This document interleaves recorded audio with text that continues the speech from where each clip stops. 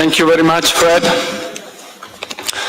Welcome back after the lunch. I hope you had a good lunch, you enjoyed your lunch. We are back here now for a new panel discussion. This is a panel on bridging diaspora investment with climate finance. We're going to discuss practical cases. Yesterday, we had an initial taste of this discussion. We had a panel on migrants' contribution to climate adaptation. Today, we want to get more concrete. What we know is that climate change disproportionately affects rural population and agricultural activities. And in this context, migration, both domestic and international, is increasingly becoming a consequence.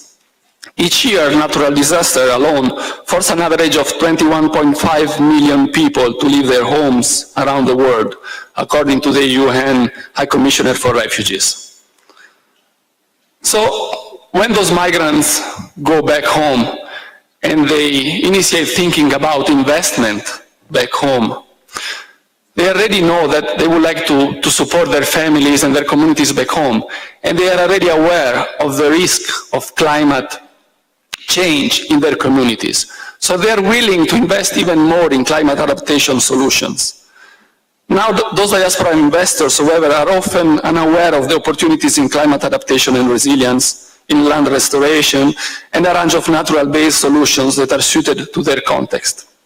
So we are here today to understand how we can link the two, how we can link the small entrepreneurs in rural context that are facing climate challenges to have their businesses run.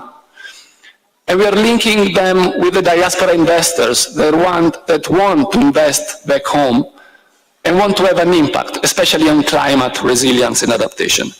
And I'm here today with a very interesting and good lineup of speakers. And I'm going to introduce them to you very briefly before we start this session. So let me start on my left with Frida Ntarangwi. Frida, she is the founder and director of ZD Circle, which is a diaspora investment cooperative through which diaspora SMEs investment flows after angel investing trainings, right? So, Frida, welcome very much. On my right, I have the pleasure to have here with me Sokna Mbaye Diop. She is technical advisor at the Ministry of Agriculture of Senegal. Welcome, Sokna. Yes. Then let's go back to my left. I have the pleasure to have here with me Andrew Bamuje.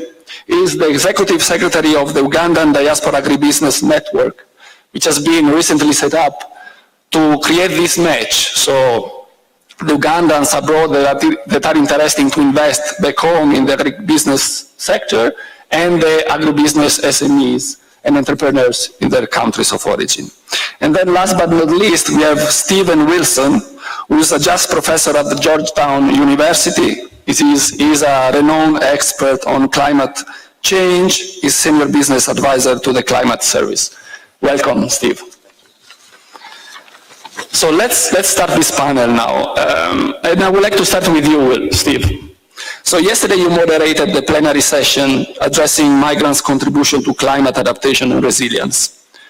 So I wanted to ask you, what is the state of the arts? Because it seems to me that while the nexus between migration and climate change has been thoroughly addressed over the last few years, yet the particular aspect of how migrants are effectively contributing to climate adaptation is still understudied and underestimated. What do you think? Thank you, Mauro. It's really an honor to be here, and I agree that the connection with changing climate and migration has been established, or it's a growing area of research.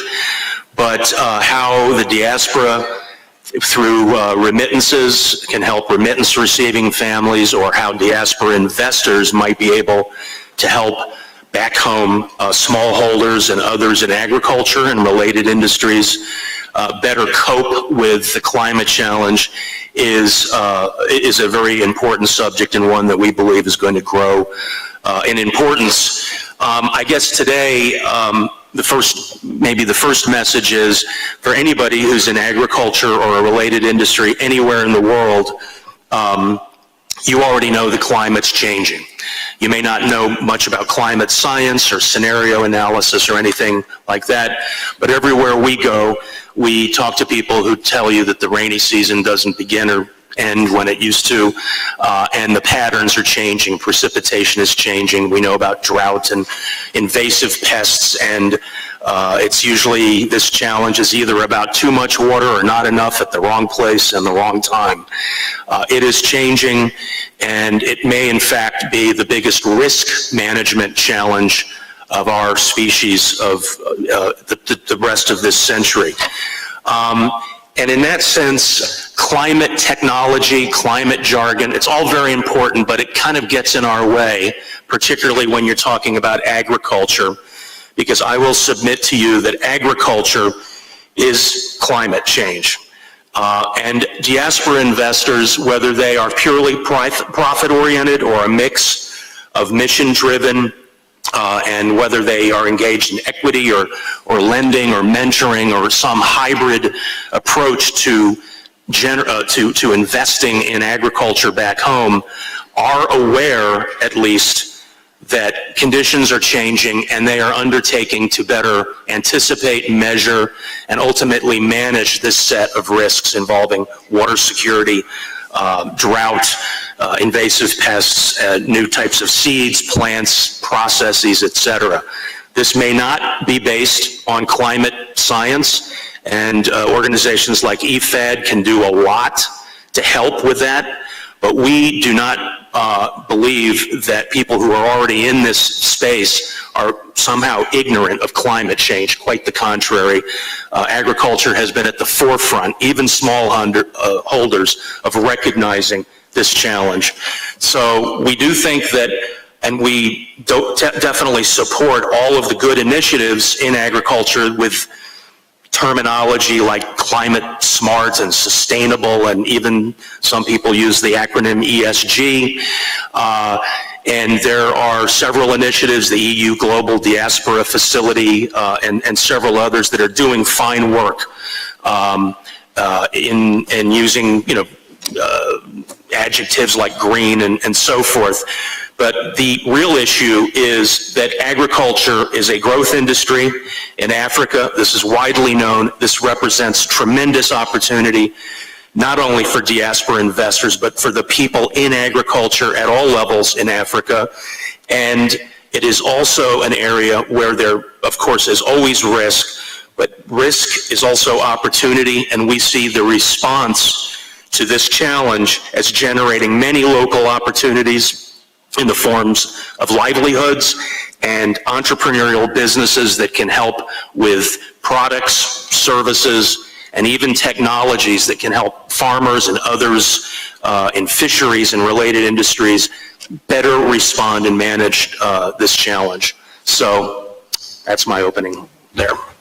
Thank you very much, Steve. So if you want to get a bumper sticker out of your first introductory remarks, I will say that investing in climate adaptation means investing in agriculture, right? That is correct. Agriculture is climate. Thank you. So for the next question, I'm going to switch to French. J'ai le plaisir ici. I am pleased to have with us Ms. Soknambaye Diop. As I mentioned earlier, she comes from the Ministry of Agriculture of Senegal. My question is as follows. What is happening in Senegal? We know that the diaspora of Senegal really supports the government through remittances and investments, and that really helps many families. What role do they play to face climate change? You have the floor, ma'am.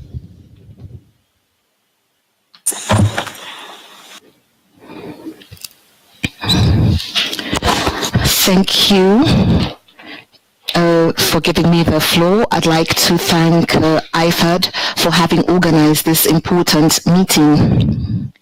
As you have rightly highlighted, the diaspora contributes significantly to the economic and social development of Senegal. If I take the agricultural sector, one of our goals is to attain food sovereignty, and to do so, we need to address several challenges, including agricultural risks. And agricultural risks have been the subject of evaluations.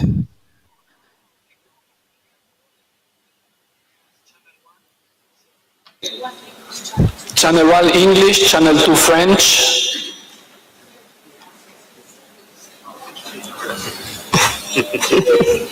Yes, we said it at the beginning. Okay, you have on the screen, you have to push on the button that is related to your microphone and then select French or English.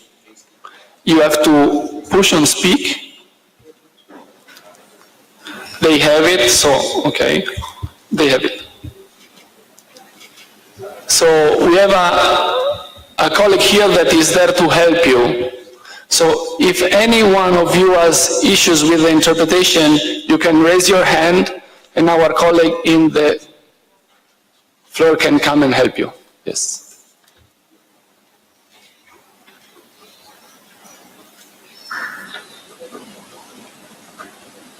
Sorry about that. Okay. Thank you very much, Moro. I was just saying that the Senegalese diaspora plays a very important role in the economic and social development of the country in terms of remittances and investments. If you look at the agricultural sector specifically, one of the key challenges is to reach food sovereignty, and to do so, there are various constraints and risks that hamper production. To address these risks with the support of the Platform for the Management of Agricultural Risks and IFAD, we have conducted assessments on agricultural risks.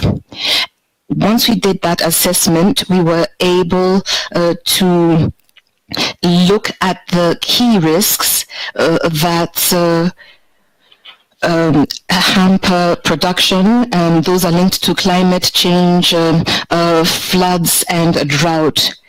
We've also looked at subsectors like the livestock subsector, and we now have an idea of the risks. To address the risks, we need mitigation strategies. And at this level, we need to look at the available instruments. In this specific case, evaluations were conducted to see what the best mitigation strategies would be. And what we did was to have information. We realized that to manage risks, you need to have information, be it climate information or other forms of information. The other tool is to use remittances to risk mitigation. And this shows the important role that the diaspora plays. 2 million Senegalese in the rural area are getting support from remittances from the diaspora. We now need to see how to break down those remittances in various lines. The first would be consumption. The second, for the agricultural sector, we would be looking at the purchase of agricultural inputs as well as marketing activity. So efforts are being made with a view to support the diaspora to better use the remittances for agricultural development.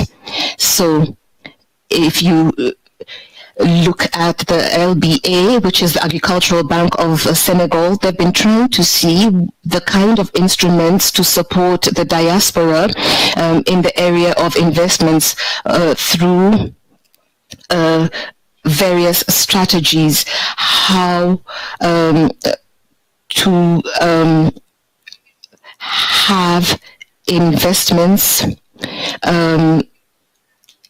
in agricultural production and other activities. I just want to say that in Senegal, there are several initiatives that are ongoing that enable us to better mobilize diaspora remittances and improve the resilience of Senegalese. Those are my comments. Thank you. Thank you very much. Gave us already a good flavor, a good taste of how the situation in Senegal is vis-a-vis their diaspora, the issues that some of the rural entrepreneurs are facing, and some of the initiatives that are taking place in the country to match the two, the willingness of the diaspora to invest and the need of the entrepreneurs to face the climate challenges that they are facing in their country. So let me turn now to Frida. Frida, you founded the first ever diaspora entrepreneurship incubator out of the Netherlands, supporting the diaspora and the migrants to investment access to succeed as entrepreneurs, both in their countries of residence within the European Union and in their countries of origin. So, according to your experience and perception, how knowledgeable are diaspora investors with climate finance? What should we do to maximize their potential in that sense? Thank you very much, Mauro. I think the issue of diaspora involvement in green economy remains underexplored. Because of course, on one hand, you can say that, every diaspora, not just the African diaspora, grew up in some sort of village where, farming was happening, and so agriculture is really fresh in their mind. But I think, exploring it as a topic remains a bit of a challenge, because of course one of it is it's a complex topic because you expect the results in future. Not immediate, whether you're doing farming, whether you're sending remittances to support farmers or relatives who are doing some form of agriculture or recycling or whatever it is, those footprints can only be realized in the future. So I think, and that's where I think the misinformation happens, or the jargon that Steve was talking about happens, because then we really need to understand, on one hand, you're supporting climate change, but on the other hand, what do you expect in the future? And the other thing, of course, is what really motivates diaspora. And a lot of them that I've spoken to in our angel investing program, for example, say they just want to do something in their country of origin. Not necessarily really, they are aware of climate change, especially because in the West, a lot of people are talking about it. I think it's broadcasted almost every day. But over and above, they really want to create some form of impact. And the other issue, is capacity building. And I think in our angel investing program, that's how we focus on the green economy as such, and really educating them what is green economy, what is sustainability. If you send your remittances or support a company or SME back home, then these are the areas that you really need to look at for future.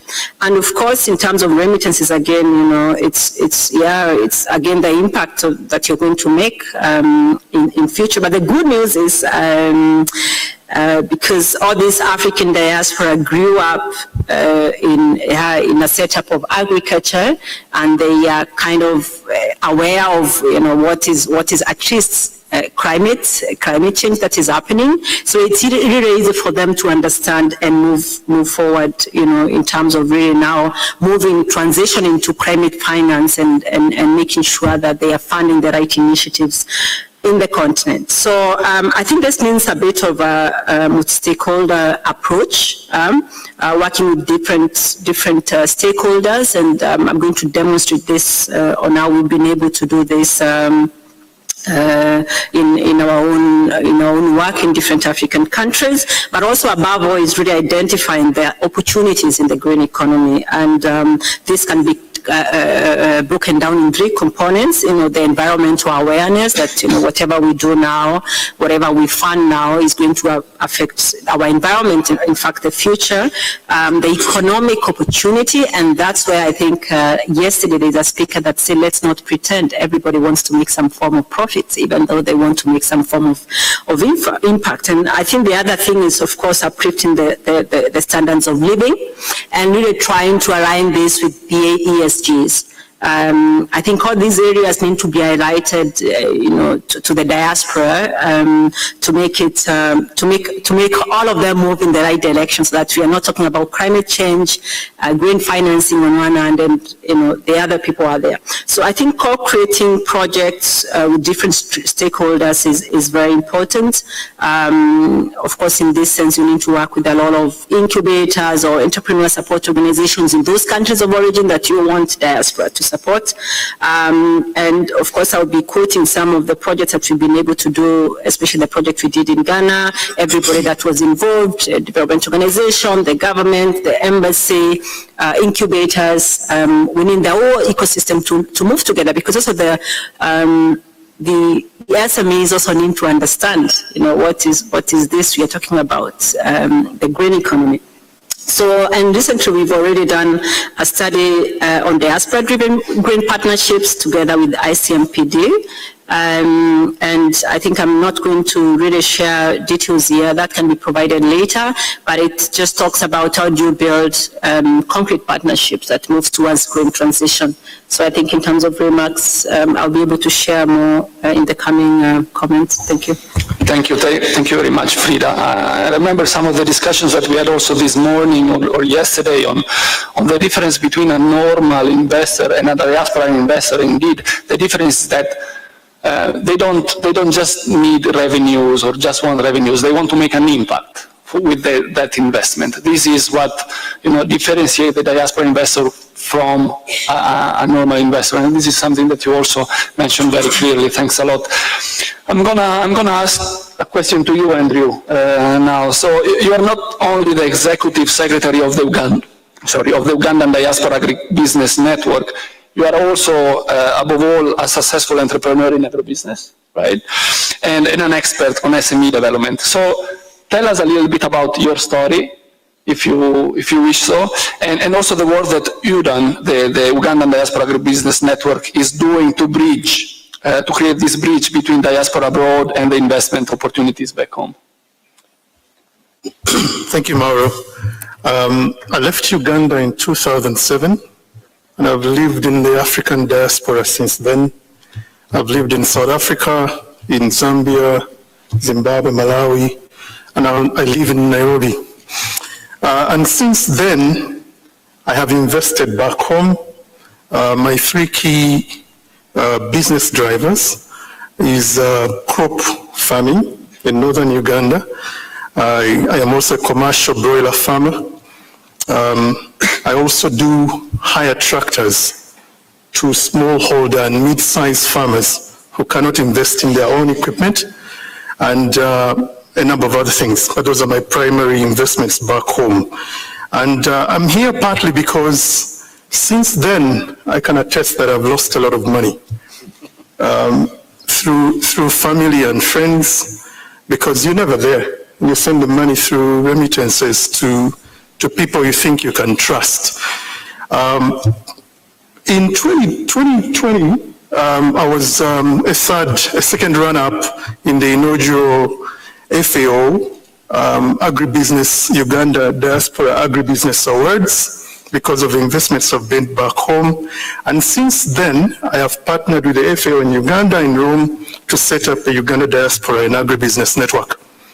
We are a network of Ugandans living abroad who have invested or plan to invest in the agribusiness sector, have burnt their fingers just like me, but are still interested to invest back home. To your point of creating social impact, but of course I must say, and I would attest to any of my members, that primarily we invest for profit.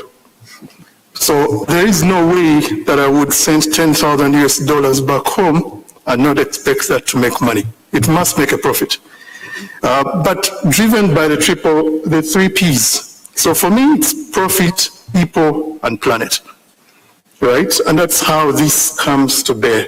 We're very young at UDAN with the climate change adaptation strategy. My colleagues from FAO Rome and FAO Uganda are here and have been very, very solid in supporting us start to build this mindset. We're working with a team in the climate team at FAO Uganda and Rome to build into the UDAN strategy a climate change sub-strategy. And that will drive us going forward. What is funny is that I think listening to the rest of you is that as we talk more about this and open up our minds, we actually discover that we as the diaspora in Uganda have significantly already invested in this area. And what we need now is to bridge our knowledge across these partnerships to do more. The UDAN in particular stands for the intersection between diaspora skills, diaspora money, diaspora markets, diaspora technology, and the policy intersection, because as they invest back home, they need a regulatory framework that can support diaspora investment back home. So allow me to talk to just three things quickly. We bridge the gap between Ugandans in the diaspora, in Japan, in Sweden, the UK, in the US, in Nigeria, in Ghana, in South Africa, to bring their money back home through access to information. We have a compendium of investment opportunities back home. Investment promotion, we're busy building up an online platform to engage. We, last year, successfully, in a small way, did the first youth in agribusiness back home, matchmaking with diaspora and Ugandans in the UK to invest in a small way in climate-related technology. A Ugandan in the UK funded a young lady through UDAN to grow organic vegetables of a special kind that is demanded in the UK by Ugandans abroad through solar dryers. And through that, she's able to now export those vegetables to the UK. The UK, in turn, where I spoke about skills, bring in the skills to enable the Ugandan youth to do more in that area. We're also participating in different fora, but we have now taken from where FAO stopped the annual Uganda Diaspora in Agribusiness Conference and Awards, where we recognize Ugandans in the diaspora that are investing back home. And lastly, policy. FAO is supporting the government of Uganda to finalize the Uganda Diaspora policy, and we are an active participant in that policy. So we are at that intersection, not yet much done, but we see great opportunity, and I'll be happy to talk to some concrete examples later on. Thanks a lot, Andrew. Very inspiring, and I think, yes, we will have more time to go more in depth into some specific cases later on with you again. So let me turn again to Steve now. Steve, we heard the first round of panelists. Some went already concrete. What, in your knowledge, what do you think in your knowledge are diaspora investors' climate adaptation strategies? Do they have some already? Thank you, Mauro. Well, this conference, of course, has been a lot on family remittances and diaspora, and it occurs to me that, anatomically speaking, remittances spring from the heart, but I think diaspora investment's a little further north. I think it comes more from the head. That doesn't mean the diaspora is not concerned with people and planet and communities. Diaspora investors, of course, have local networks, local knowledge. This is enormously important. I would expect that diaspora investors would, particularly in agriculture and related activities, would be very aware, perhaps not again based on the latest scientific scenarios and data, that the climate is changing and that this is a risk that needs to be managed, especially if they have profit in their equation if they demand profit. Otherwise, you end up dropping out of the food chain. But this is the very, very encouraging thing about diaspora investment, because coming in as it does to agriculture and related productive activities, it stands at the crossroads of opportunity in Africa, in a world now with over 8 billion souls, a hungry world. Africa may end up feeding much of that world, but Africa needs to feed itself as well, more effectively, in a world where, unfortunately, climate change is likely to get worse before it gets better. We all keep hoping for new technologies that are going to dramatically save us, hope so, but probably we're looking at more extreme, variable weather for at least several decades. And this is going to have dramatic implications for investment in agriculture, and diaspora investors who know their local or sub-regions from where they are from are going to have, or should have, a very good fix on the fact that, for example, water security issues are being challenged, and that there is going to have to be a response in terms of new and effective forms of, drip irrigation only applies to perhaps 5% of, it's associated with high-end commercial agriculture. There's some new technologies coming out in developing markets where these technologies are being made more available, much more affordable. So there's some really interesting things going on. The project in Senegal on agricultural risk management from IFAD's PARM group and your remittances group. This is a very interesting project, and one that I think can inform Senegalese diaspora who are interested in the great potential of agriculture in that country. So agriculture, if you want the bumper sticker, agriculture is climate change, and maybe the second is climate change is opportunity. Thank you very much, Steve, and you brought us back to Senegal, so I think this is the right opportunity to ask a second question to Sokna. So I'm going to switch to French again. Please make sure that you have your earphones on and then it's working. Madame Sokna, Madam Sokna, we've talked about the diaspora strategy for climate change. On the other side, we want to know if there's a strategy related to climate change on the government side. So the Senegalese government has always focused on the diaspora and also on the issue of climate change. What is Senegal's vision on the way that they can support the diaspora towards development and to link this to climate change in the country? Thank you. Was it difficult? No, it's okay.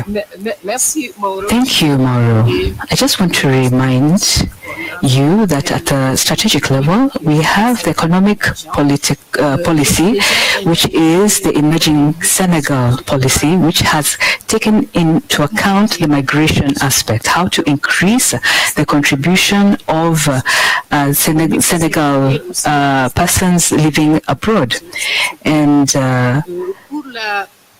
in relation to climate change, Senegal, like other countries, has developed its national development contribution, and the climate change aspects are being taken into account. So if I take the strategic angle, all of these instruments have been taken into account in our sectoral policies.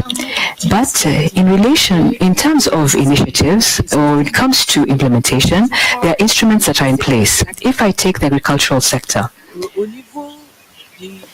de la contribution ou bien la prise en compte When we look at how we take into account that sector, so there's a financial manner that comes every year, and this amount is about $2.5 million, which is about 2.5% of the GDP. So we need to see how to capture this financial manner, and there are instruments such as Return to Agriculture, and this is a plan that Senegal has put into place, and this has enabled to bring back a number of Senegalese living abroad so that they can come back and cultivate their lands and also use the experiences and the technology that they've already acquired when they were living in the diaspora or when they were living abroad. So this is to show that there are some experiences that have been taken into account. And there are also some other activities that the Senegal government has implemented to deal with climate change.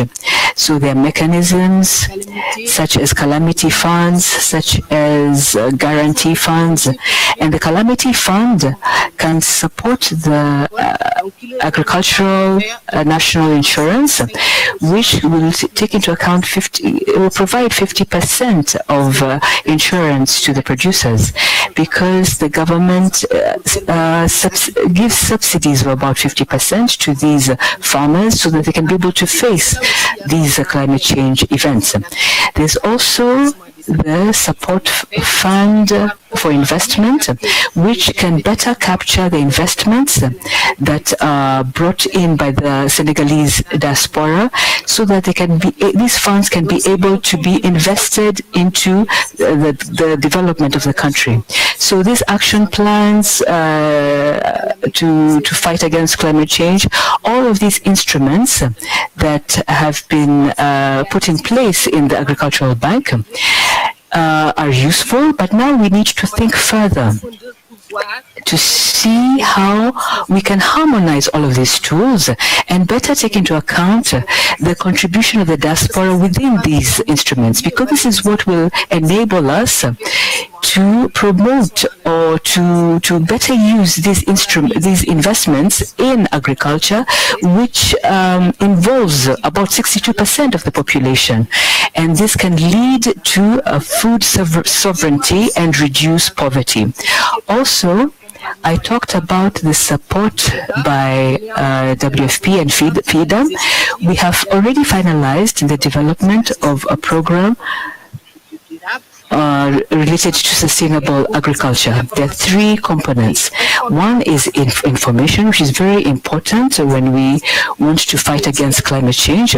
There is also the second component, which is the remittances as a way of reducing the risks.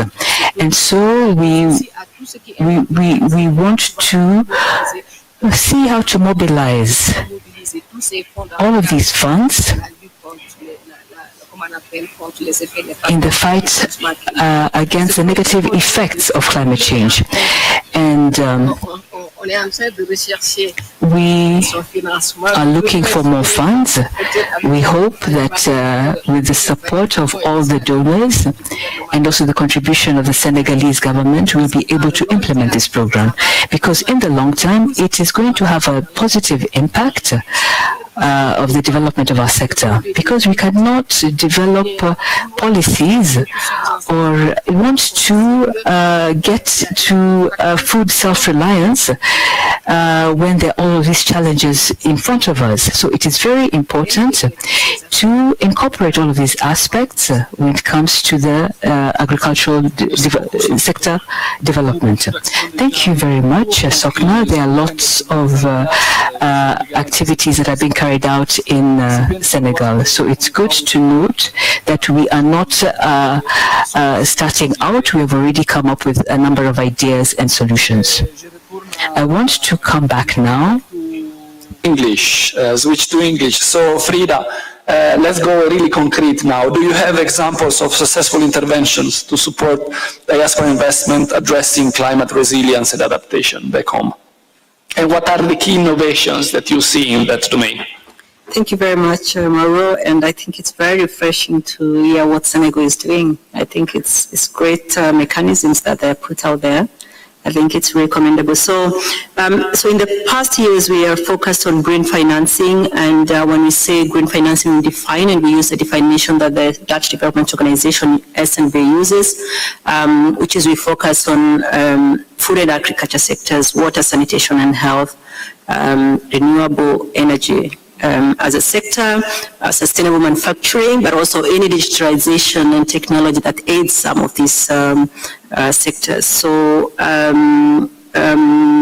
for this to work and for green financing to work, you need a lot of stakeholders. Of course, you need to build the capacity for the diaspora. You need a lot of stakeholders in the countries of origin, mobilizing green SMEs, incubators, governments that support neighboring environment. And I think you've already mentioned this, Andrew. But I'm going to focus on a case study, one of the projects that we implemented in Ghana. It's called the Green Project, and it's part of boosting green employment and enterprise opportunities in Ghana.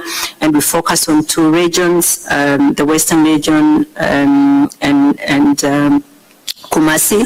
And in this project that is funded by the European Union, we teamed up with SNV, the Dutch Development Organization, to do a couple of interventions, and one of the interventions was entrepreneurship capacity building. So SNV mobilized the Ghanaian incubator and our entrepreneur support organization first to build capacity for them, because it's important that they really understand what is it that is needed in the green economy, the transition, but also to the entrepreneurs, the small and medium enterprises themselves.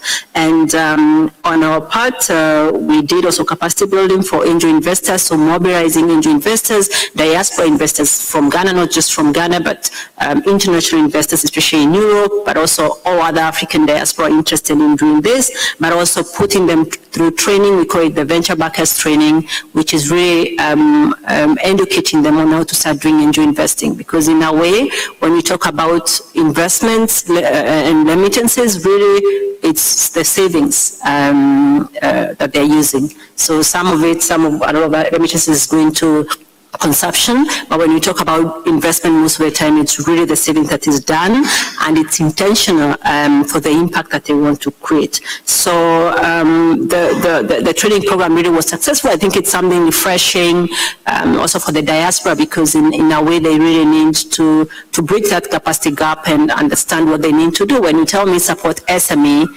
as a layman, I really don't know where to start and what to do. And the other one is, and this is really what we came up with, and I think this is the innovation that we were talking about, is, we developed a structured investment vehicle called the Zidi Sakuko Hope, which is a member-driven investment vehicle. And I think in the past day, and even today, we've been talking about building trust. Why? Because sometimes people do not feel included in the process. They do not understand the process. So part of building the trust is the investment vehicle that we created. They are able to feel that they control what is happening. They are members, they elect their own board, but apart from that also they participate in the screening, the due diligence, which they learn in the training program. And I think, this is very much needed because you need also to be able to create an investment vehicle that is scalable, that other groups, different diaspora groups can join. But also what is unique about this is that the members it's domiciled in the Netherlands, it can invest anywhere in the world, although the first focus now is in Africa, but also members can join from anywhere in the world. So this kind of investment vehicle allows this. And of course, eventually the actual investment got done in Ghana, and one of the investments happened in the renewable energy sectors. Plastic recycling, and we invested in Vuko Plastics that recycles collector plastics in these regions in Ghana, presses them in pallets and then they are recycled for other use. And also there are other companies, and this is also in food and agriculture, and we have this Supreme Prawns that does squeezes juice from cocoa bean, the fruit, and then separates that, squeezes it into juice, and then the other part of the bean is going to produce cacao. So I think this went really well. We work with a lot of stakeholders, not just the incubators and the entrepreneur support organizations, but also the government. The Ghanaian Investment Promotion Center was extremely helpful in this sense, and I think it made the whole process work very faster.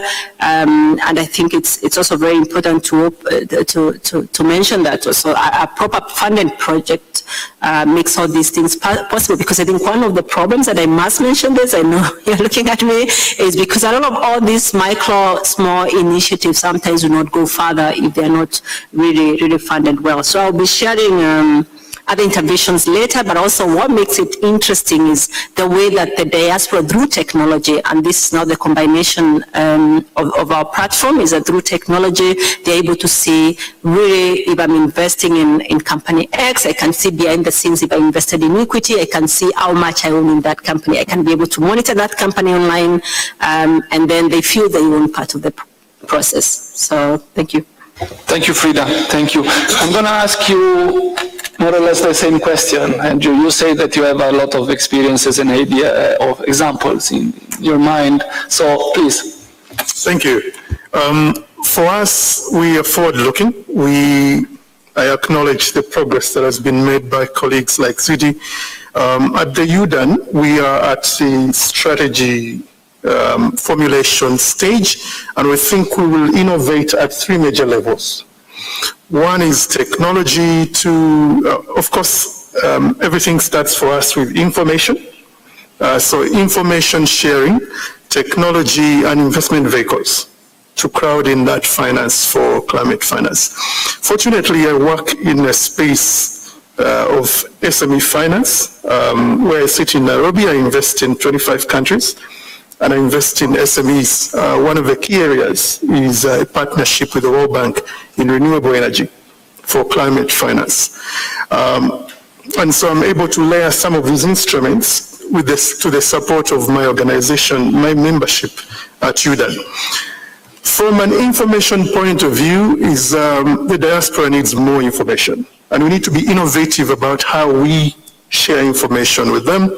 So at the UDAN, we've started quarterly information series, and we bring on exciting topics around, I think what Steve mentioned, there's a lot of terminology, a lot of jargon to demystify the subject to start off with, and bringing exciting, competent speakers to our quarterly sessions. Our very first, the quarter one, was with the CEO of the Agri-Insurance Consortium of Uganda. It was just to bring that to bear on the climate topic.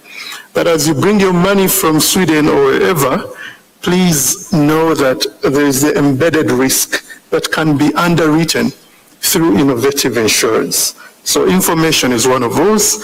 The other bit, of course, very soon we'll partner with FAO in Uganda to talk about climate change in broad terms and bring the lingo to the basic knowledge of people in the diaspora. Two is technology. One of our members and one of our pioneer winners of the Agribusiness Diaspora Network Awards uses banana fiber, which is a waste from plantain in Uganda, to do hair for women. And that has been a success. It is exported to the UK and other countries.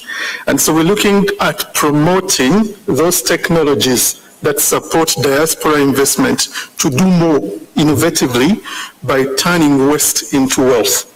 The third for us is effectively for more money to flow. And as a banker, I know that you must create platforms, investment vehicles, and instruments that can attract people to come and invest back home. I will layer on the conversation in the session before lunch, or the two sessions before lunch, and we're also actually aligned. We're just chatting over lunch and saying, look, I think we have partners in this room that we can collaborate with. Crowdfunding, right? Matchmaking and SPVs of different nature. Matchmaking, already our matchmaking program, finance program, has brought on Ugandans taking organic vegetables into the UK. We're looking at the reverse diaspora opportunity of getting skills from the diaspora to help local investments work. So it can be in the reverse. And the opportunities are huge, depending on how you look at your scoping. And then, of course, the third one is within those investment vehicles is to de-risk, which is a message, a core message I heard this morning. How do you de-risk? You can design simple guarantee programs. We can talk with partners, donors, to give us first loss guarantee pieces to de-risk that high-level, first-level investment piece. And then lastly, to partner with technology operators. In my tractor business in Uganda, I have partnered with the ecosystem. So I've partnered with insurance, I've partnered with dealers, and I've partnered with cooperatives. So if we create an ecosystem innovation, the smallholder farmers in the cooperative want higher yield, the tractor suppliers want to sell more tractors, the banks want to lend more money. So in that investment structuring, we can do more and we can all win. Yeah, thank you. Thank you very much, Andrew. I think we are getting there.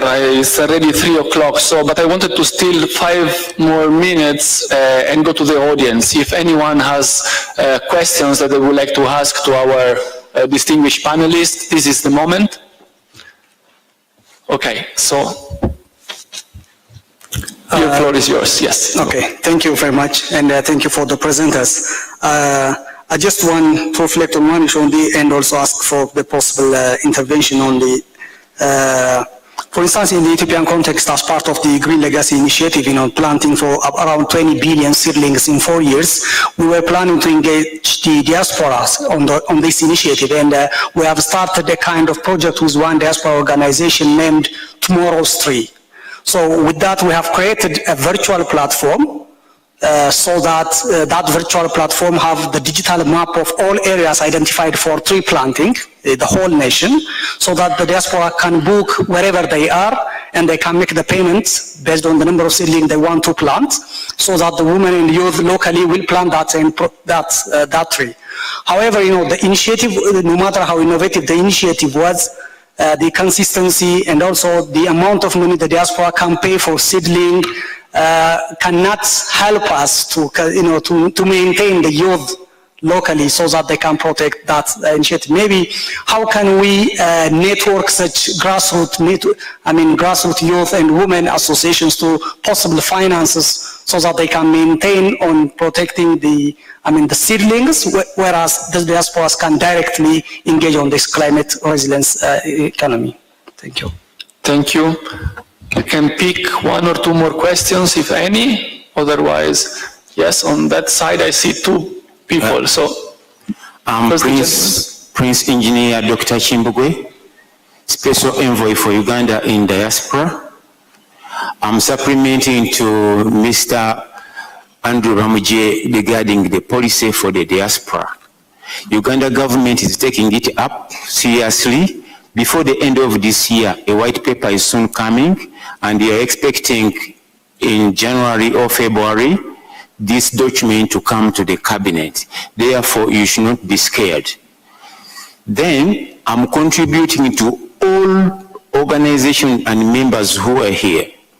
There is need to have a mindset sensitization and mobilizing, including motivating our people in the diaspora. Because I've been telling my colleague, Madam Frida, that we have different categories of people in the diaspora who are sending money to Uganda, to Kenya, to Senegal, but this money is being consumed.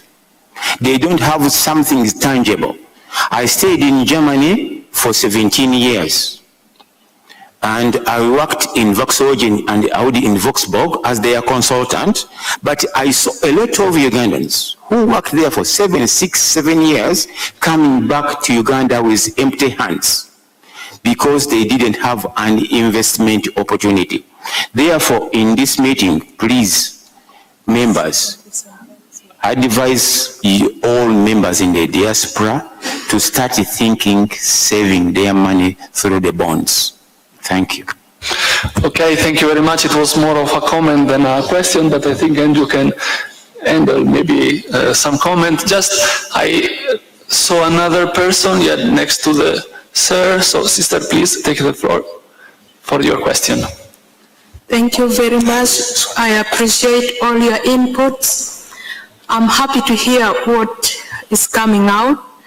My appeal to the partners that is it possible for you to reach out to people like us, give us good hybrid seeds that can take care of our soils and keep it still safe, and please open for us the market, both especially outside, whether UK or America, because we know your needs and we can grow what you need, and that's the way you can help the grassroots people be motivated. Thank you.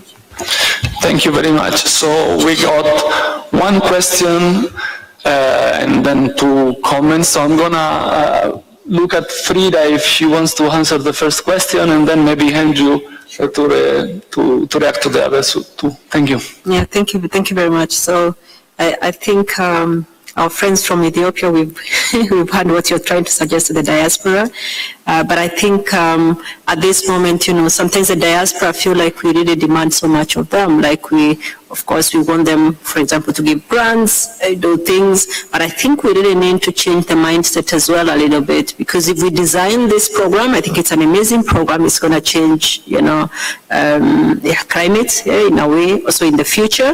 I think it needs to be redesigned as a social enterprise. And then I think if you sell this to the diaspora, it can sell, because then if it's a social enterprise, it can in future generate its own income. It can be a sustainable model, more like thinking about it's a business model. So then the diaspora will think, will know, I want to make an impact, but this is something that can go on. This is something that also I can benefit as a diaspora in future. So I think when we're designing some of these products for the diaspora, let's think on both sides, because they are also, these guys are smart, and they ask questions, and they have been conned. They have lost money, the calls have been made, and money has gone, to other corners. So I think that's my contribution. Thank you very much. Thank you. Let's be very quick. Andrew? Sure. So, thank you. I would simply say the same. People respond to incentives. I've worked in the diaspora since 2007. I came to the diaspora for a reason, right? I need to link my savings to a return.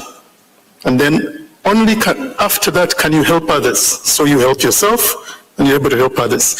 So design to meet the need of the person that is remitting their money, and give the youth in Ethiopia an incentive a financial incentive linked to the trees.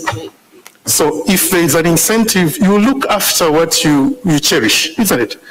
So in a way, while you're trying to solve the climate problem, the youth must see an incentive linked to what they're doing.